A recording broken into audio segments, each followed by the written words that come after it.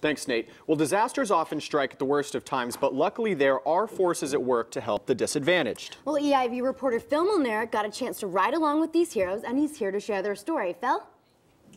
Thank you, Melanie. Hurricanes, severe weather, fire, terrorism, all dangerous threats people keep in the back of their minds, hoping the worst will never happen to them. But when it does, disaster victims need someone to rely on, someone other than the firefighters and first responders.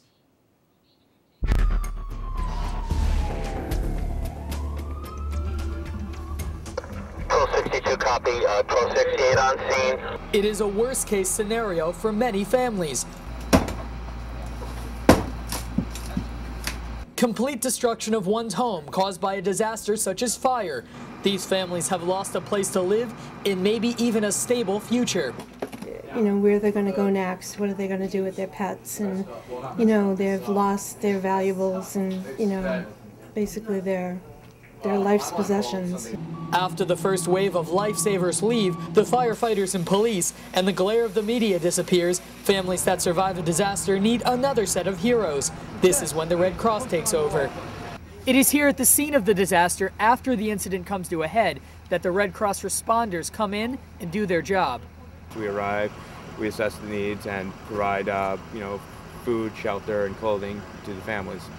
On any given night, these Red Cross volunteers might be called upon to help those whose lives have been turned upside down.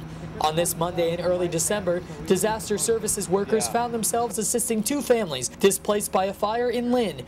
The men and women who volunteer do this on a regular basis, donating their time to helping those who find themselves in need. You just realize how a disaster really can hit a family, and it's tough to see people go through tough times, but it's all, on the other hand, it's great to help them out on a moment's notice.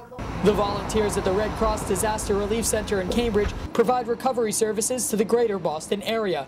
Armed with care packages full of life's little necessities, from blankets to toothpaste, Red Cross volunteers enter a situation prepared to help anyone and everyone of any race, background, or age.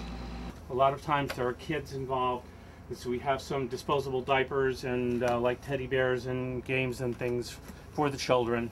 Perhaps what's most outstanding is the drive of the men and women who provide these services.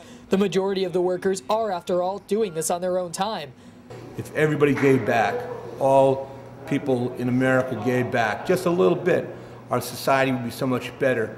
The fire extinguished and the family supported, the volunteers at the Lynn fire head home while trying not to get too cozy.